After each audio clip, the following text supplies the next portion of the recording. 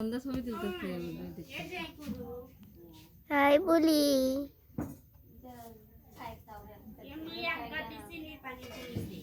তুমি দুধ খাচ্ছ? এক জগ বলছিল খাও খাও খাও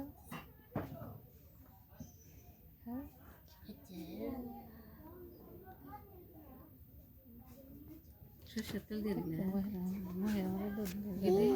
সরষের তেল দিছে জিহাদ ভাত খাচ্ছে। কিরকম ভাষায় কথা বলো তোমরা? খাচ্ছে কি দেবা